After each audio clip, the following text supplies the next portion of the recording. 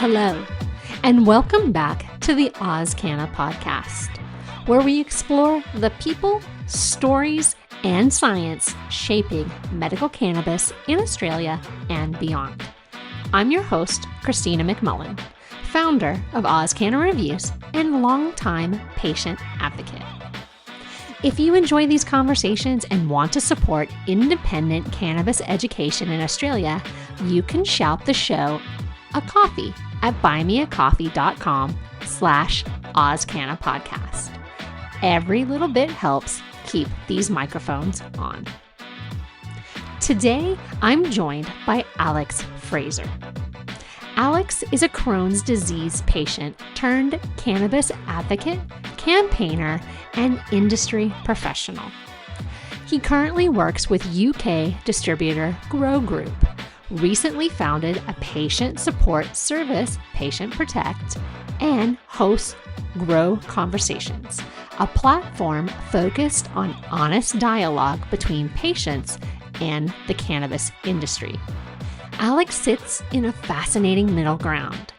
He has lived patient experience, organized grassroots advocacy, and now works inside the system, helping shape how cannabis reaches patients. In this episode, we talk about that journey, the stigma patients still face, and why driving laws and legal risk remain one of the biggest unresolved issues in medical cannabis.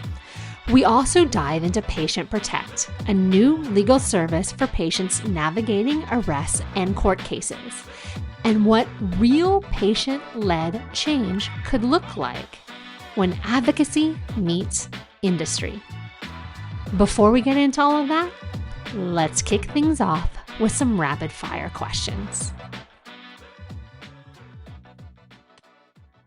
Ready for this? No, let's do it. Okay, here we go. A book that changed your perspective.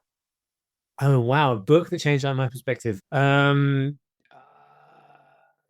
gonna go The Lord of the Rings. It's my favorite book ever. I read it when I was a real young kid, and it gave me, I guess, like a sense of ethics and duty and friendship and companionship. And yeah, I mean, if everyone knows Lord of the Rings, I think everyone's at least seen the movies, will understand a little bit of where I'm coming from. But that really impacted me at a young age. I stopped reading a while ago. I just don't read fiction. I read nonfiction. I don't read fiction anymore, and it's like a gaping hole in my life. So I need to go back, and maybe I need to reread Lord of the Rings and get back into some fantasy again or something. I don't know. That's one of my, I guess, goals for 2026, if you will, is to read more. I used to be somebody that I like to read murder mysteries, like whodunits kind of thing. And so I would read every single night before I'd go to bed, like 15, 20 minutes, 30 minutes. And like you, I don't know, I put the book down one day and I haven't picked it back up. And it's weird, but I really, really do miss it. So that this year is my goal, is to start turning off the screen and reading more. Yeah, I mean, I'll join you on that. I will join you on that if I can. I'm going to check back in with you, Alice, to make sure that you are. Good. One word your friends would use to describe you. Passionate, committed to what I do. I think they would agree, for better or worse. You are proud of. Habit that I'm proud of, I guess, turning up, being there for patients.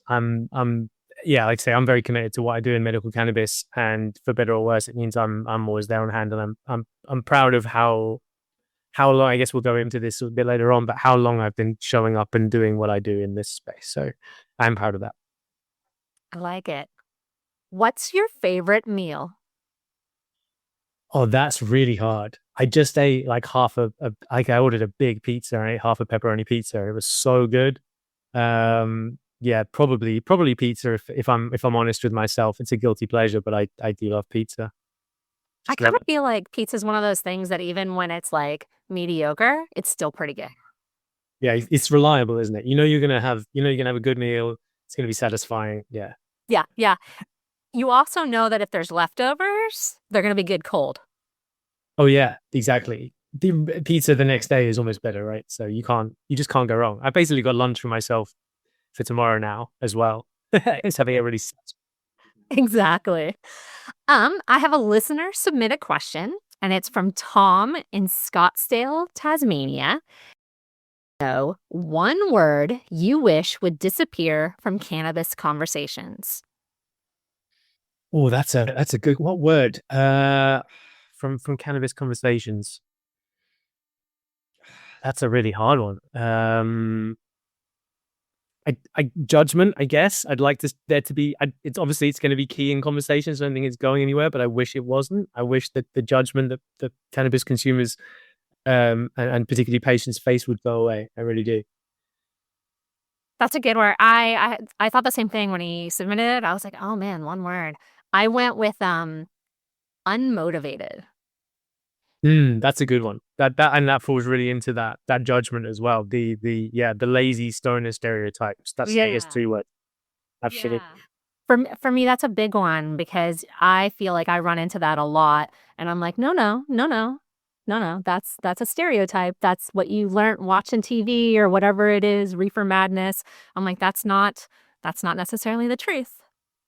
I have a theory about that actually. If we can, I don't interrupt the quickfire question part of the segment, but my theory is that when cannabis was completely legal, and I guess it still is very illegal in lots of places, like the people that talk about their cannabis use are those that have less to lose. And I mean that with absolutely no disrespect, but people who have a family, people who have a career, people who you might sort of, and again, I think we're stereotyping. I don't think it's how we should view people, but people you might unfairly presume to be productive or proactive members of society are less likely to talk about their cannabis use because there's a risk involved with doing so.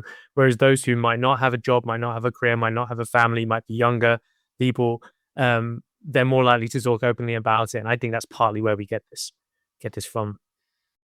So now that you've said that, yeah, that actually makes a lot of sense because when you stop to think about it, again, when you think about like the 60s and in the States and kind of all of that, young hippies that had nothing to lose, right? Exactly. And so they were out there protesting and telling you peace, love, and happiness and everything else. And then, yeah, I like I said, now that you vocalize it, I absolutely see what you're saying for sure. And you speak to people, I mean, I speak to a lot of medical cannabis patients, and some of them will be like really, again, I don't want to stereotype or make judgment either direction, but like high achieving people in finance, lawyers, doctors who are using cannabis. And some of them are, again, not to be judgmental or use the word incorrectly, but like the stoner stereotype. They love their cannabis. They're really geeky about it. They're exactly what you would presume a cannabis consumer is, except for the fact they've got 3 kids and they work in finance and they're super high achieving and they're earning lots of money, and they're like the sort of capitalist dream kind of person. I do think that more people embrace it into their lives than admit that they do, for sure. 100%. What's a lesson illness has taught you? Oh man, there are so many. um Getting a little deep, I guess the most important thing that I learned from being ill was that no matter how ill you are, how tired you are, how much in pain you are still responsible for your actions and your words. And I think a lot of patients forget that. And I think at times I forgot that when I was really, really unwell and anger got the best of me, and I regret those things, I think, more than anything else. And I learned that, and I think that's put me on a good stead, having learned that quite young. And yeah, I think that's a big one for me. I like it. I like it a lot. Last question. What keeps you motivated on hard days?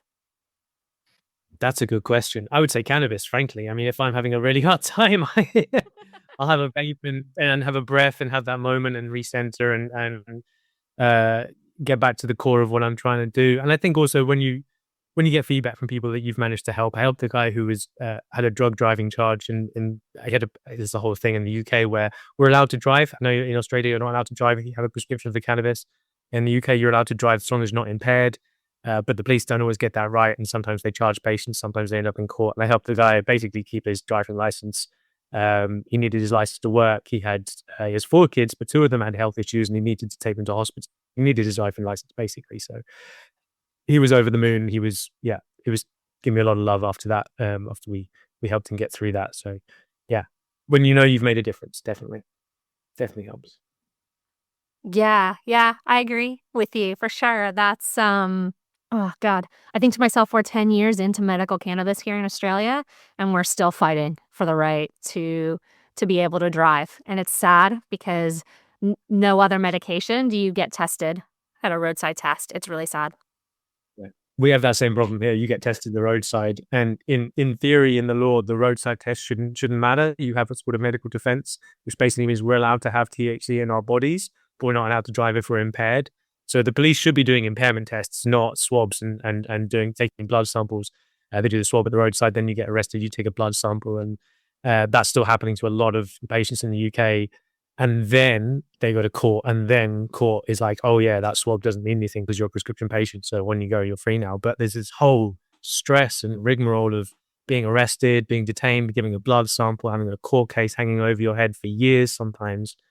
So that's the whole thing. I know you guys have it tougher in Australia. You can't drive at all. But I guess in your case, it's very black and white, whereas ours, it's patients getting stuck in this grey area where the police don't really know what the law is.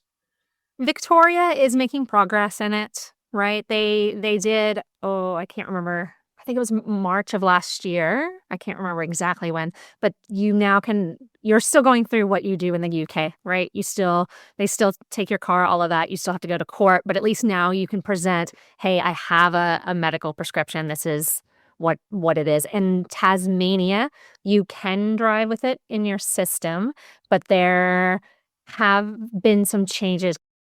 I feel bad that I'm not, because I live in Queensland, so I feel bad that I'm not completely up to date on exactly what it is in Tasmania. But for me in Queensland, it's zero tolerance for it. Yeah. So good. I don't know how that can be fair on people when, you could have consumed days ago as well, right? It's not even about being intoxicated or having consumed cannabis even on the day you're trying to drive. It's days later and you still can't drive. Yeah, it makes no sense. Pure and simple, right? You've used a medication for symptoms that are not, you didn't wish these upon yourself, and you've got a medication that works and helps you get by, but then you're actually further penalized for trying to go about your day and live your life. Especially in Australia, I know, because you're a big car culture. Like in the UK, we have relatively, it's not great, frankly, but we have public transport when it works, when it's on time. Like, I know that in Australia, you're much more dependent on cars. So this is, I don't know how people get by, frankly. Yeah, I wouldn't say that I live in country Queensland, but I don't live in Brisbane. I don't live in a major city. And again, I don't want to say it's piss poor public transit, but it's not the best. So yeah, you are very much dependent upon having a car unless you live, I guess, centralized where you can walk everywhere, and not everybody is that lucky. Yeah. If you're in the middle of Sydney or one of the major cities, then I guess, but yeah. This is it. Yeah. So, Okay. Alex, your journey in this space started with your own health. So let's begin there. Can you kind of talk me through how your own personal experience kind of sparked your desire to be an advocate and get into this medicinal cannabis space? Yeah, sure. So I was a cannabis consumer from about 70 years old, as many teenagers are, I'm sure. This was before I was unwell. This was very casually. It was like evenings, weekends, very much recreational teenage cannabis use, basically. I went to university, and in that first year of university, I got really, really unwell.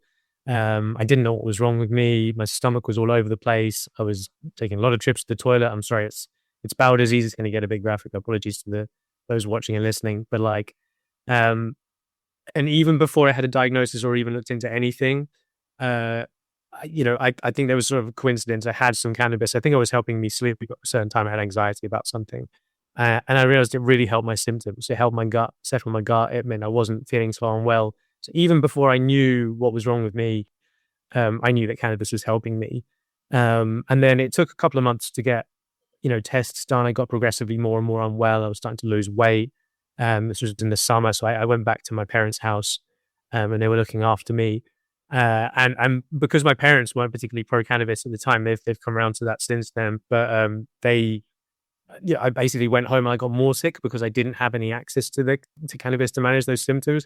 And I remember being at home whilst all these tests were, I was going back and forth to the hospital, getting tests done, trying to find out what was wrong with me. And I remember being at home and calling some friends who I hadn't spoken to in a little bit, who lived nearby, and being like, you've got to bring me some cannabis. You have to bring me some cannabis. And realizing then and there that sort of desperation for something that would provide relief, and how much, I needed it in that moment, was kind of scary. But also, I mean, very, sort of enlightening to see this thing that I've been using recreationally was now something very different. And I didn't really have time to think about it at the time. I was very unwell. There was a lot more going on. And I did get a diagnosis of Crohn's disease that summer, a few months later. And at that point, everything changes, because at that point, I'm like, okay, I know what's wrong. I can get on the internet. This is 2010. So, the internet's, it's there. It's relatively new, but it's a thing. It's there. You've got Facebook and YouTube and everything.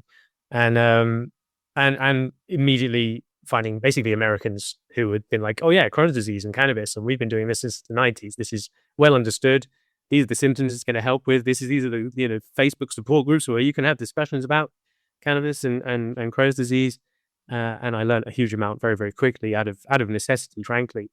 And I was really frustrated that it was illegal, that I couldn't get access to it without, having to jump through hoops, risking, sort of, it wasn't difficult for me to do that, but in the back of my mind, there was that just awareness that I was breaking the law to do something that was no longer just a sort of a thing that was fun that I could give up any minute. This was something that was become a lifeline for me, basically.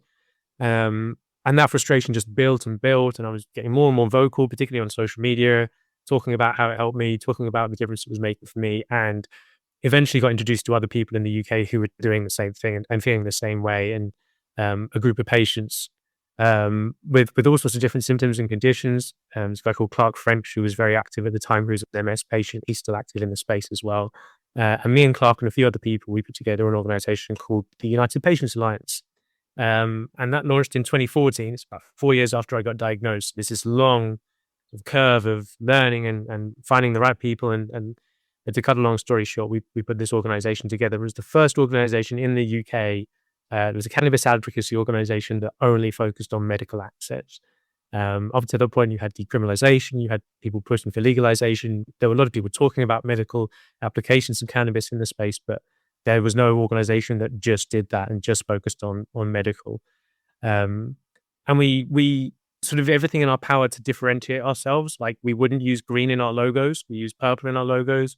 We wore suits and shirts and ties and made it look smart. And we wanted to talk to doctors and we wanted to talk to the press. We didn't want to, this was nothing to do with recreation, and we needed to make that separation. I think that was a big part of why we were quite successful quite quickly.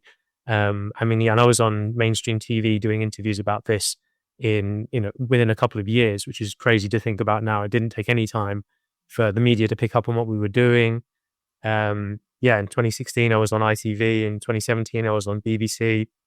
Clark was on Sky News. And we were just getting the word out and campaigning. And I was organizing community events. I was like the events director, so I was organizing community events. I went to our launch. In fact, before I helped before the launch. I remember handing out flyers for the launch event of the UPA, which is in the summer of 2014. I remember that being really positive as well, handing out flyers to people, and people were really positive and like, oh, this is really interesting, I'll come along. And we met in a big hall in the side of a church in a city called Brighton on the south coast in the UK. There was about 250 people in the room, and I stood up in front of them and I talked about how cannabis helped me. And I talked quite openly about how much I was suffering and struggling. And at the end of my piece, people stood up and applauded. And they did that for everyone. We had multiple patients talking about their experiences, different conditions, and just to have a group of people, like an audience, basically applaud and celebrate cannabis use rather than judge it and have questions and have concerns, just changed my life forever. That moment changed my life forever. I was like, okay, this is really powerful. I need to create the platform for other patients to experience what I have, because now I feel like, oh, this is something that there are people who are going to accept this and support this and be on my side if I campaign for this. And then I know, well, you've got to build a movement. You've got to get more people involved. So I'm going to have to create more events and get more people to stand up. And I'm going to have people in the audience to applaud. And we're going to have to, do the. That's what we did basically. We ran events all over the UK. We ran protests outside Parliament, which were a lot of fun, but a huge amount of work, and liaising with the police there, and all sorts of nonsense going on. Yeah, it was a crazy time. I look back on that now with a lot of fond memories, but it was also very stressful, very difficult. We were all doing this off our own backs. There was no, there were sort of donations. We'd go around with a bucket at the end of our events and ask people to put coins in and maybe some notes if we were lucky. And yeah, it was all done it was all very grassroots, really. It's amazing that to look back on that now and see how far we've come and where I've ended up is kind of crazy to me. It is mad. That's amazing, to be honest, to think to yourself, okay, I went from that you came home to live with your parents, calling friends you hadn't spoken to for a while and being like, yo, I know we haven't talked, but I really need you to sort me right now and come by and see me. They sorted me out, and I left that house and went around. There was a little woods around the corner, and I had smoked a joint. Frankly, I wasn't. I think I was even aware of vaporizers at the time as a thing. And but yeah, and the relief was amazing. I was so grateful to those people. They're still good friends now. So Yeah. No, I was gonna say this, I guess a little bit of an emotional shift where you realize, you know what, this plant is helping me. And then that emotional shift all of a sudden propels you into a position where you're talking to police to organize protests outside of Parliament. That's fucking awesome, dude. Like, for real. it's mad. Yeah, like sometimes you don't realize what you've done until you kind of sit back or again, you have a conversation like this where you're like, where somebody else is like, whoa, wait a second. That's incredible. That is absolutely incredible. So where are you now in your patient advocacy? Yeah, sure. So, oh god, that organization, I left that organization in the summer of 2018, and we got the law change here for medical in November 2018. So it was 2 or 3 months before that happened, and I basically set out to work for myself.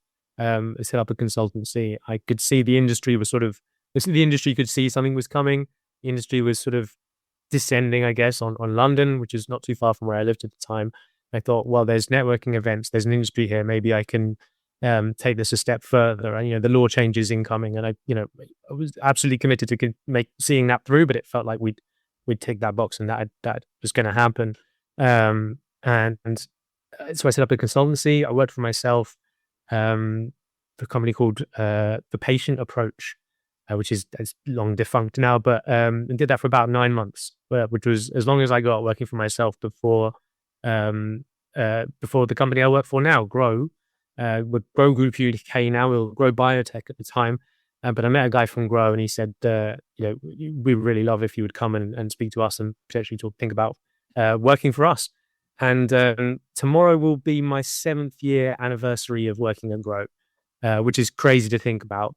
So that was February 28th, 2019. And Grow did the first legal bulk import of cannabis into the UK on Valentine's Day that February. So 2 weeks after I joined this company, we were already, making moves and making these medicines available to patients that I'd been campaigning for literally 4.5, 5 years. And I was pinching myself. I honestly couldn't believe that something that was so difficult in terms of just like having to deal with the idea of being as well as I was and being reliant on something that was illegal and campaigning for it and all of that uphill struggle. And then somehow I'd got a job out of it. And then later down the line, realizing that this was a career and this job was really meaningful. And it wasn't just like, oh, it's a 6-month thing and it was fun while it lasted, but that I've now been here 7 years is crazy. And I mean, we've done so much stuff in the meantime. We've done so many events. We've supplied so many medicines that have come and gone and new ones have come and all these different things have happened, like clinics and doctors. And yeah, it's absolutely insane to me to think about where we came from and what I do now for a living. And I still can't really go over it. And I've been doing, like I say, I've had this job for 7 years. So it's, I should have probably got over it by now, but it's still, I'm still kind of amazed. Out of curiosity, what drew you to, because for the listeners that don't know, Grow Group is a distributor in the UK. So what drew you to working with a distributor rather than solely staying in advocacy? Yeah, that's a good question. I think if I'm brutally honest, the organization that I was with didn't feel like home anymore. I don't want to talk negatively about it at all, because it was the EPA was fantastic to me, and the people that were fantastic to me. But that, yeah, it just felt like that was becoming fractured, and I think we were becoming tired of each other to a certain extent, and the time had come to move on from that.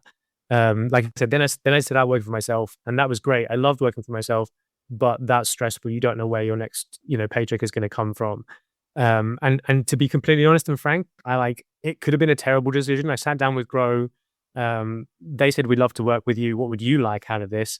And I think quite naively, I should have asked recklessly. I should have asked for all these other things. I think about it now and again, but I asked for a full-time job. I was like, I want a full-time job in cannabis. And that's what they gave me, and have kept me and given me for 7 years now. And yeah, and I jumped at it. I didn't think twice. It was basically the first real meaningful offer I got that was something long term, and not just consultancy work, and we'll contract you to do this thing or write this thing or go here and talk to this person, but we'll actually hire you and give you a contract and a full-time salary, and you can come into an office every day and we'll work on this. And it could have been a terrible thing to have committed to. I suppose I could have left. I could have moved on to other things, but if it hadn't worked out. But they're a great company. They're really lovely people. Excuse me. And we do really great work. And in the first week, I was in a little booth of an office with one of the very first doctors who was getting involved in this, and they didn't know what a vaporizer was or how to use a grinder. So I sat with them and I showed them. I was like, this is how you grind cannabis. This is how you fill a vape, and this is how you turn it on, the temperatures you want to set it at. And they didn't know at that point. They didn't know anything. The industry was incredibly naive. The people who were getting involved in it did not know the first thing about the practicality of it. They were busy working out how to fund it and get the licenses and talk to the regulator about getting the import fees and licenses set up.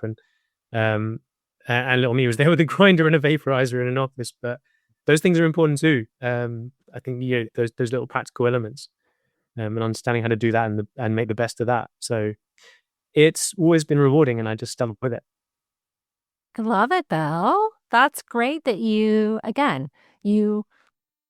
landed somewhere and you're still happy. Terrible lucky. I am very, very lucky. Like, it could have been, and there were companies I went in, there were companies in the space I could have, they could have been in that meeting room, it could have offered me a job, but it would have been a very different experience. But I'm very lucky to have landed where I've landed, and to work with a company that gets me, I think, as well. There's a really good culture in the company of just, and we have stressful days, and sometimes you just want to strangle each other. Do you know what I mean? Sometimes you work with people, not really, but you know what I mean. No, we all do. We all care about each other, I think, at the end of the day, and that goes from the top of the business down to the bottom. I think everybody has a sort of a real desire to make sure that everybody's looked after to a certain extent. And I felt that from the moment I joined, and it's always been there. And I wouldn't leave the company for that reason. It's not always been, shooting for the moon and everything's successful and the graph's all going up. It's all, it's been up and down, but there's always been people there to talk to and have an honest conversation with. We're never shut out of conversations.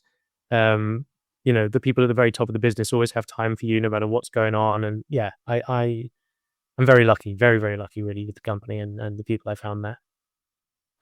Let's talk about your show, Grow Conversations. I feel like this is an excellent little segue here.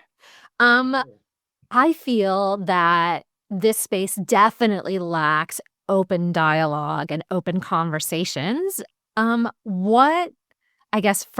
Two-part question. What sparked the idea to start Grow Conversations? And then follow up to it, what is some of the most meaningful discussions that you've had on the show? Yeah, so it's a podcast I do, obviously, through Grow Conversations. This sort of came out of lockdown and COVID. To be completely honest with you, I was frustrated with being locked inside, not being able to talk to people and meet people and have the conversations with people that I wanted to have. I wanted to get to know who is active and doing interesting stuff in this space. So there's a selfish element of me being like, I just want to have a conversation with you. We're going to film it so I can justify that.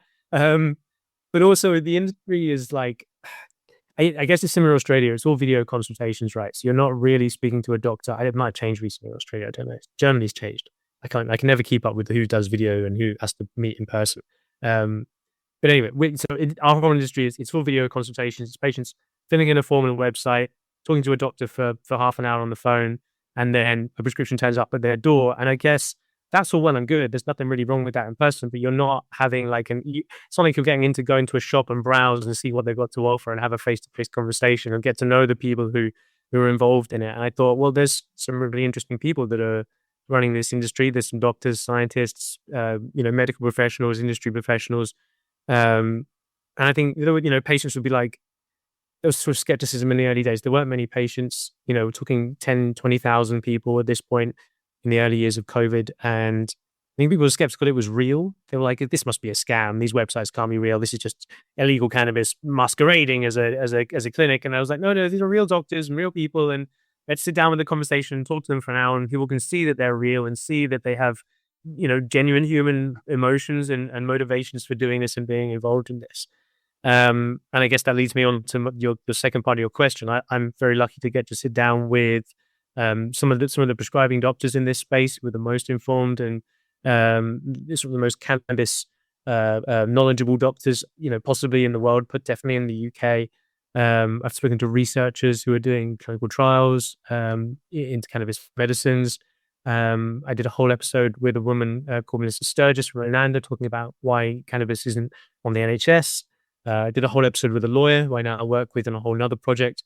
We did an episode about a year ago just about all the different legal issues and repercussions that can happen to patients. And I think that's been really, really helpful for people as well. Just to hear it from a legal professional, like, yes, you can drive, but you can't drive impaired, and you have a right to consume cannabis in your own house if it's prescribed, and all these other things. Just hearing a lawyer say that, I think, is really empowering for patients. Who else have I spoken to? I speak to some growers, which is always really interesting. I love hearing about what makes them different, what separates one cultivation operation from another, because from an outside point of view, it's people growing a plant in a big pharmaceutical facility. You wouldn't think that there's a huge amount of differentiation, but how they think about things is often massively different, and they have very different ideology about what they're doing and why. It's the most fun part of my job, I think, to be honest with you. And I don't do enough episodes. The criticism I always get from our viewers is like, when's the next one coming out? And I just filmed one a couple of weeks ago. Excuse me. With the company and one of the guys at the company, and then he left the company in the next couple of weeks. And like, I can't really release that episode now, it's so annoying. But so I would have more episodes if it wasn't for other people, I promise. But we've got a good one next week. I'm going to interview a police officer next week, which will be the first time I've done that, so that should be fun. And then I'm going up to a pharmacy as well. I think we're going to film with them. So there's a few things going on next week. Should have a few more episodes in the bag, but it's so sporadic. It's hard to tie people down, get them to commit.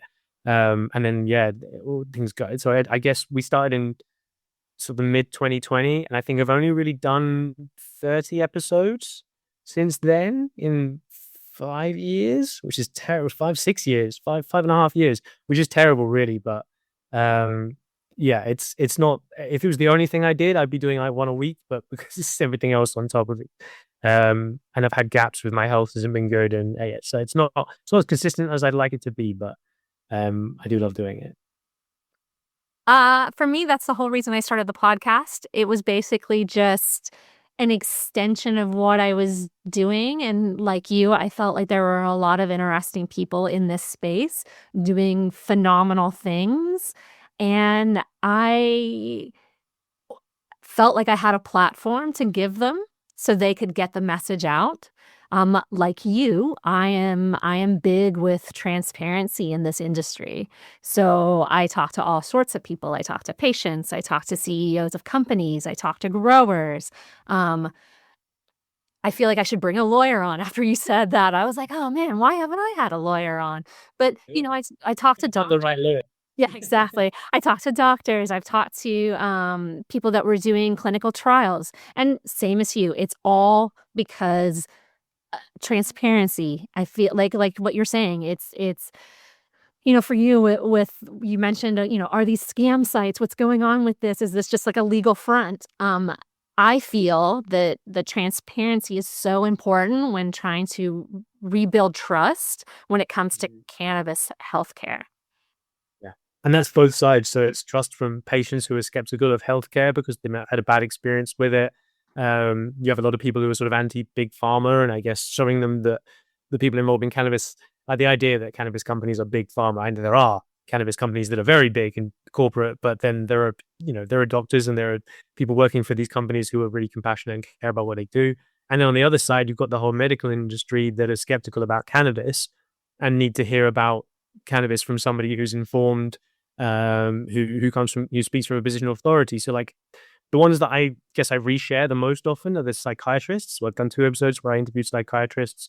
One just generally talking about their clinic that they work with, which was Cannabis Clinic Cardiff. Actually, they're sort of the mum and pop shop clinic in the UK, run by Dr. Dave Howells, who's a psychiatrist, and his wife Sam Ashton, who's a Crohn's patient like me. So we've got a lot in common there, and they're just wicked people. That's really my favorite episodes is talking to them.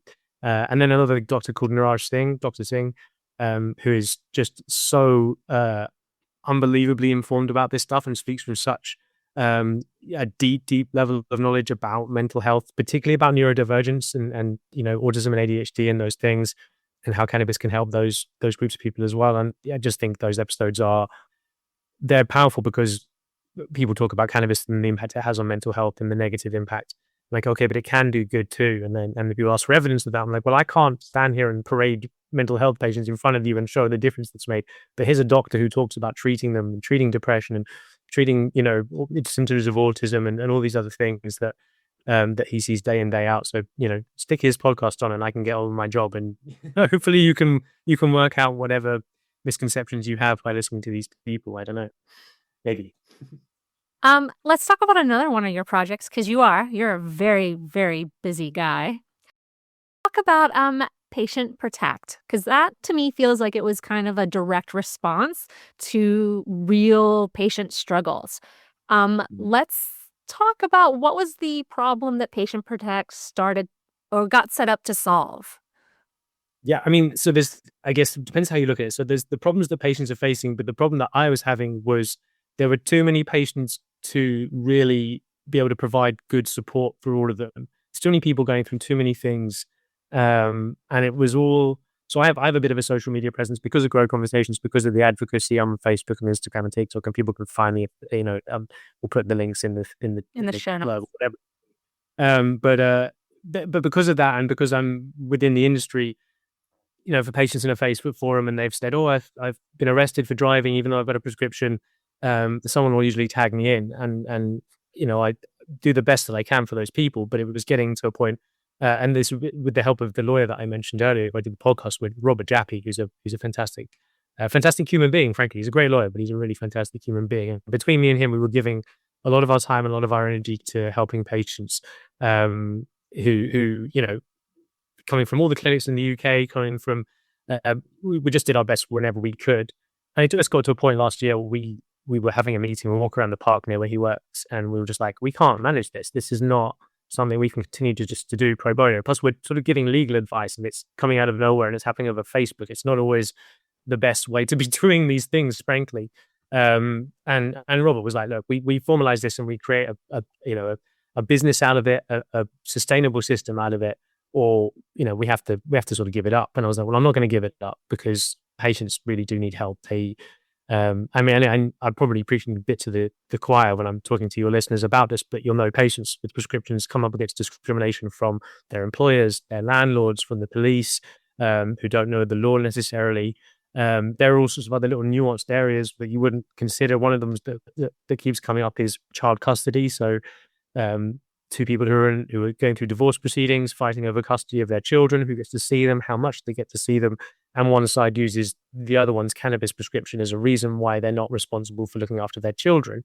And that just, like all of these things, it really gets to, there's a part of me that just cannot deal with that injustice. It's absurd that because of the medication they're on, which is probably actually making them a better parent and I don't know these people intimately, but I've seen the good the cannabis can do me and other people and make us more present for our family members and our relationships because of how it helps manage symptoms. And I think the presumption it would send you the other way and make you less caring and less able to be a parent.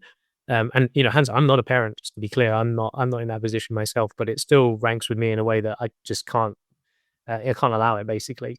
So me and Robert sat down and we were like, how are we gonna put this together and make this something that works and is sustainable? And Patient Protect is the outcome from that. And it's very new. It still remains to be seen whether we got it right, basically. It's a subscription model. So basically, the clinics in the UK subscribe to it and they pay us a monthly fee. And for that fee, we're there to look after their patients. And if there's so many patients, if it's above 5 patients from a particular clinic, then the fee goes up. And if it's above 10, it goes up against like little groups of 5 patients. So you have the sort of like the Netflix membership. If it's just you, you pay a tenner. If it's you and your wife, you're paying, whatever it is, the family thing. And it's at the point now where we've sort of soft launched it. We launched phase 1, which is it's a website with a form and patients fill in the form. They get to me in emails and we have a formal way of logging cases now. And we can start to help those patients and provide advice. And what we haven't done yet is say no to any patients. And that is the bit that I'm dreading, is there will be a time where there will be patients who come to us who are at a clinic that's not subscribed to the service. Then we have to say, I'm sorry, but your clinic's not subscribed. And we'll redirect the patient back to their clinic to get the support that they need. And that's the bit I'm most nervous about, but it's also the bit that is going to make this work or not work. Basically, it has to be something that that we can continue to do, and that if we get enough clinics to subscribe to this, we can hire a team, we can get more lawyers involved, we can fight these things in a more powerful way. It's not about putting a bigger piece of meat on my table or Robert's table. It's about us being able to build a business and do this in a sustainable way and scale this up, because the issue is scaling up. The patient numbers in the UK double every year. We're at something like 90,000 now. And I mean, we launched in very early December. We made pretty much no social media noise about this until about a week ago. And we've had about 35 cases come through, most of them driving, a few arrests, 1 or 2 custody cases, like I mentioned earlier. And I've, every day now it's like 2 or 3 more. And it's, you're starting to realize what the impact we could potentially have if the clinics buy into this. And I think they will. We've started pitching to the clinics and we're having those conversations with it. It's all going very positively. So just waiting for them to sign on the dotted line. We've got 1 signed up, and we've got 2 or 3 that I think will sign up in the next week or 2. So I'm quite excited about that, and to have the proof of concept be what's the word, to see that it's a success. And I guess the other thing that it does, because it is a little complicated. It is about helping those patients in the immediate, but also, and crucially, it's about us finding out exactly what is going on. Because I we talk to individuals, but I don't know how many people across the UK have had a issue with driving and their prescription, or with their landlord or their prescription. And it's about getting the data so we can produce reports, so we can make data-backed arguments for changes to policy, changes to legislation, so we can fight these things in a large-scale way.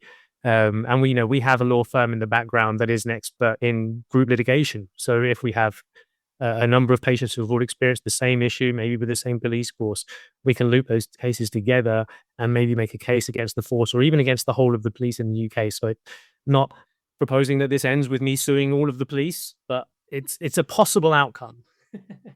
I hope it doesn't come to that. I really do. But we can make an argument for why the issues that we're seeing aren't just one rogue police officer, but they're systemic, and we can make an argument as to this being a problem that needs the attention of whether it's the police or the government or whoever's at the top of the tree to look down and make some changes so patients are better protected. And that is really what we're trying to do. So it's a lot. It's complicated. You raise a really interesting point there, in the fact that nobody really is gathering that data as to how this is impacting the patient in their everyday life. Again, you saying that it's coming up in custody battles, that's, I think as a mom, because I am a mom, I think cannabis definitely, I don't want to say it made me a phenomenal parent. That's not what I want to say. But there were definitely times when it gave me the patience that I needed in that situation. So many times you can play Lego and step on them. There's only so many times you can play Hot Wheels. I mean, I love my kid, but there are times. I think what it was for me, I was present. Yes. I was present on the carpet playing Hot Wheels. I was present building the Lego. And I'm somebody that suffers from migraines, and a lot of the medications that you get for migraines, they make you loopy. And my big fear was always, my husband works away from home. He works oil and gas. So no, I'm not a single parent, but I'm a single parent. So my fear was always, what's going to happen if I get a migraine and I take this medication and then I'm loopy and my kid wakes me up in the middle of the night because he's sick? Am I going to be able to function enough to help him? Because there's nobody else in the house to help him. It's just me. And so, yeah, I think I had a moment where I was like, cannabis is a better solution for me. And so to hear that, there are people that are going through custody battles where their partner is like, nope, cannabis, no, that affects your ability. Nope, I don't feel that. I feel, like I said, it made, for me personally, from my experience, it made me a better parent. I also did a little bit of looking around. Australia doesn't really have anything like Patient Protect. There isn't an organization here where patients can turn for legal advice or for direction or anything like that. So if Australia were to implement a simple model here, what kind of lessons did you learn kind of right off of the get-go that maybe we could apply here? I mean, be super rigorous. Don't do it over Facebook. Don't, Fair. have a formal system where you're logging things properly. Make sure you're checking your GDPR. Like, it's the boring stuff. It's the policy of it, but it's so important to have that in place.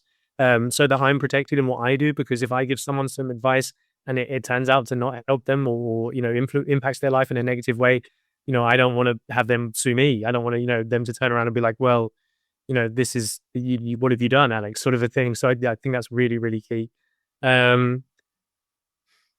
I guess having patience as well. Just you're going to need an infinite amount of patience to work in patient advocacy generally, because people who are going through difficult things are stressed, and stressful people are themselves stressful. So, yeah, and I guess make it sustainable. I think it's so easy to be critical or criticize someone, and I criticize internally. I criticize myself for being like, oh well, you're charging for this. It's advocacy, but you're creating a business out of it.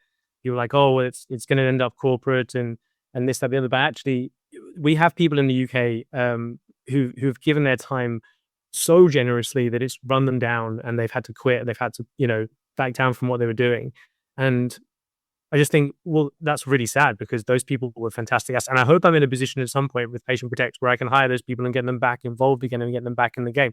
But I don't think it'll happen. I don't think it is sort of this selfish, hollow idea of capitalism to need to get paid for providing a service that is genuinely worthwhile. And I'm down with charging the clinics, not the patients, frankly, because I think that's the right way around. The clinics are, making money out of prescribing these medicines, and they have a duty of care to some extent to look after these patients, whilst you could argue it doesn't extend to all these legal repercussions. But if anybody's going to stand up for these patients, it's probably going to be the clinics that they work with. So, yeah, it in a nutshell, I think don't shy away from charge the right people the right amount of money, and make sure that it works for you and works for the clinics and works for the patients. And that, for me, is, and it's been the same with my work with Grow. You've got to keep everybody happy, basically. It's an impossible task and you'll fail inevitably, but the best you can do, keep the patients happy, keep the doctors happy, keep the system happy, and then make sure you are not, running yourself into the ground and wearing yourself out, and that you're able to do this day in, day out. So, like I say, it's early days for us. We've not a single penny has come into our Patient Protect bank accounts as yet. We do have one clinic signed up. We have more, incoming. I'm very happy. Hopefully I can report back in 6 months' time that we've got lots of clinics signed up and it's all going well, and we're able to build a team out. But like I say, we were at a point where we were doing this for free, and we were doing it just off our own backs, and we got to a point where we just couldn't sustain it. And I don't think it's possible. I think that everybody needs to, and it's insane to me that I did all the advocacy and the patient advocacy back in the day without anything supporting that either. Honestly don't know how that happened, how that worked. How did I manage that? But yeah. Sheer will, my friend, sheer will, because I think Yeah. Yeah, because I think about what I do. I don't make any money doing any of this. This is 100% backed by, I guess, the bank of my husband. God bless him that sees the dream that I do, and that he believes in, patient advocacy the same way I do. But without his love and support, I wouldn't be where I am, right? It is grueling sometimes. It is frustrating sometimes, but like you, there's a part of me that's drawn to it. I feel like I got to stand up. I'm in a position where I can stand up and I can say something. And I think one of the most powerful things somebody said to me here in the last couple of months was, even philanthropists have to make their money somehow. Yeah. Yeah. Yeah. And I just, yeah, all I would say, and this isn't directed at you personally, but maybe it's something that you maybe should be doing, is sitting down and thinking about, how do I monetize this? How do I turn this into something that, like I say, pays for itself and keeps itself going? And it's not about, like I said, it's not about putting a bigger stake on your table or whatever it is. It's about, it's about keeping that momentum going so that you can continue to do this work, which is important. I think people are very quick to criticize, and I think internally we criticize ourselves for thinking about money and thinking in those terms. But I genuinely do believe that there's there's more you can achieve with that sustainable infrastructure than what you can do without that. I've been on both sides of that now, and I wouldn't. And maybe it's something with growing old, maybe it's cynical, but I do think people deserve to get paid and deserve to have support for what they're doing, especially if they're doing good work. People get paid for doing all sorts of nonsense in this world, all sorts of things that are destructive and negative and problematic. Why should those who are doing the good for people not be able to sustain that and keep that going? And certainly they shouldn't be getting into a position where they can't do that work. And it'd be very sad if you weren't able to do what you do anymore, for whatever reason. So yeah, maybe you need to get some sponsors on here, or if there's anyone in the industry in Australia listening, Christina needs sponsors. Casual, the mic is on. Tap, tap if anybody's listening. For sure. Let's, you know what? How do I want to say this? How do you, what gives you hope that the narrative is shifting? Yeah. Okay. Well, I know it's shifting because I hear it from the people that it matters most, and it's the people that you wouldn't expect. So we had a document that came out a couple of weeks ago in the UK, which was from the National Police Chiefs Council, which sounds very big, but it's just a group of police officers who are very high up in their roles, and they meet and they have a council. They talk about policy and guidance for police in the UK generally, and they produced a document on medical cannabis, and it wasn't pitch perfect. There was stuff on driving I'd like them to have included that they didn't include, but it was generally the most common sense document on medical cannabis I'd ever seen that didn't come from within the cannabis industry itself. And it came from the police, of all people, who are, the top of my hit list of people who get this wrong and cause patients trouble and generally are a problem for medical cannabis patients. So to see that come out at all was hugely reassuring. To see it come out and it be quite so enlightened and positive. I mean, the headline of the whole thing was treat these individuals like patients, not like criminals. And I was like, you didn't have to. You could have talked about policy, and you could have talked about procedure and practice and how police should operate, but you didn't have to make it about how you treat another individual and the respect that you should give them and the care that you should give them. But to lead with that as well, I was like, thank you. It's a police officer called Richard Litzt, who's the guy I'm interviewing on Pro Conversations next week. I've had a couple of conversations with him since. I'm so damn grateful for what he's done and for standing up and for putting that out there. And I did a talk in 2024, and he was in the audience, and I think he was like, it was the first time anyone had really brought this issue to his attention. And I haven't spoken to him really since. I think we a couple of emails back and forth, and he was asking me about bits of legislation or this, that, the other. And then 2 years later, he's released a whole document from the Police Chiefs Council point of view, and it's going to impact police policy, and it's going to make sure lots more police officers are aware of this being a thing and how to treat patients, and that medical cannabis deserves the same respect as other medicines. So yeah, there is definite movement in the right direction. It is slow and it is frustrating, and there's always, I mean, in the same week there was a Daily Mail article that was it was just people getting worried that there were lots of patients. I was like, this is a very odd ask. We were just like, there's 70,000 people with prescriptions for cannabis in the UK. I'm like, well, yeah, there's loads more than that in Australia and more again in Germany. And you should see what's going on in California. My gosh, it's legal completely there. And the sky hasn't fallen in. But you'd think that this guy was going to fall in from the way this article was. But so, yeah, there's always going to be people that are put the other narrative out there, and patients in forums and everyone gets very stressed about it. But I think there is a lot of positive momentum happening from within the industry, from people like yourself as well, who are getting the word out there. And I think there's more and more of us. I'm very aware of that fact that there are more patients talking more openly about this, empowered by the fact that they're legal. And I think that the industry itself is getting better too. I think that the general service from clinics, the quality of products, the way that the industry works is as we work out all the difficult hurdles that we have to jump over, trying to get cannabis and pharmaceuticals to work as the whole thing.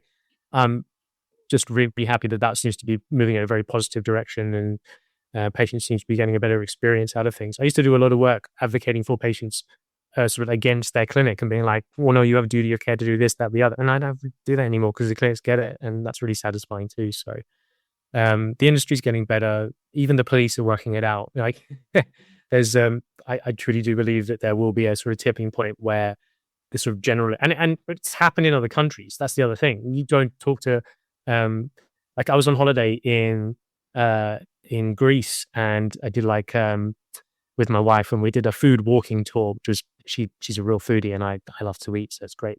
It's a match made in heaven. And we were walking around this den. There's other couples on it, and there's a I think there were a Greek couple, and there was an American couple, and there were two Canadians there. And the Canadians, I knew straight away I can talk to them about what I do for my living, and we're just absentmindedly talking about what we do, and it's like the first thing you say, what do you do? What do you do? And the moment I mentioned cannabis, they're like, oh, cool, that's wicked. And I just think everyone in Canada gets it. My theory is that everyone in Canada, you might not be into cannabis, it might not be your thing, you may not even particularly like the smell or be into it, but you'll accept it like you accept beer. It's just one of the things that people consume. It might have some things that you don't like about it, but it's just part of life and culture. And the UK is probably about as far to the other end of the spectrum you can get without, at least in the sort of like the Western world, or whatever you want to call it, like we're pretty backwards in our views on things, but I do believe that we will get there, and we will also be a country that eventually this isn't such a big deal. It's just something that people do, and it's normalized. I do believe that will happen, but I say this a lot as well. The laws change a lot faster than minds, so it'll take time, but I think we're getting there. I think this is an excellent place to end. We talked about a lot of things, but if you had to pick one kind of call of action, what would that be? Good question. I would say be loud and be proud. I think that is, and that's something that we did. We were talking. We had a cannabis proud T-shirts that we had when we were advocating back in 2015, 2016, and I think that still to this day, I think we can internalize that stigma, and we can internalize that judgment, and we can say, well, maybe this isn't so good, and maybe what if I'm wrong? What if it's causing me bad mental health? And maybe it's, I think we doubt ourselves a little bit. And I think putting that to one side is really crucial if you're going to do the sort of work that you and I do. If you want to stand up and be a part of this space, is to completely remove that from your mind. Do not spend a moment thinking about that and judging yourself for that. If you're using cannabis and it's helping you live a better life, that will be demonstrable. You will see it in your life. You'll have better relationships. You'll have a better working environment. Your life will be better for it. If it's not better for it, maybe cannabis isn't for you. But if it is, stop worrying about it and get out there and tell other people that it's doing you a world of good, and it potentially could be helping them too. So I think that for me is key. Do not be ashamed of consuming cannabis. It's not something to be ashamed of. Yeah, I agree with you wholeheartedly, Alex. That's so on point. I mean, you just said it yourself in the sense that, you checked your own talking in your head, you got up, you spoke, and there was a police officer that was in the crowd who for the first time admits to you, you know what? I can look at cannabis potentially in a different light. You don't talk to him for, you said, a couple years, and somehow now he's writing papers about treating people not like criminals. And he wouldn't have done that if you hadn't have stood up to say something. Absolutely right, Alex. More of us need to stand up and share our stories and break the stigma. 100%. About Patient Protect, if you happen to be in the UK, go to patientprotect.co.uk. I'm on social media. I'm usually Facebook, Instagram, TikTok / Alex Fraser Canna, I think. But yeah, we'll put the links in. I'm Alex Fraser. I'm on LinkedIn. I'm around. You'll find me. Type my name and the word cannabis into Google, and I'll pop up. And yeah. We're gonna have you back though, because I do want to hear about how Patient Protect is going in a few months for sure. I really hope it's a positive story. I'm so nervous about that. It will be, sir. It will be, sir. Because like I said to you, I looked around here. There's nothing really like it here. And if you guys can get it off the ground and running there in the UK, I think it gives us a lot of hope for something that can happen here in Australia. Thank you so much for joining me today, Alex. It's been an absolute pleasure. Well, thank you so much for having me, Christina. I really enjoyed this conversation. And that's been great. Thank you so much. And that's a wrap for today's episode. A huge thank you to Alex Fraser for sharing his journey from patient to advocate, his work inside the industry, and why patient protection and legal reform matter more than ever. If this episode resonated with you, leave us a 5-star review or share it with someone who might need it.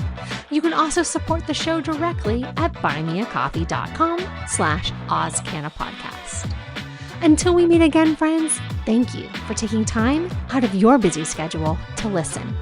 And remember, what we give doesn't always come back, but it always shows who we are.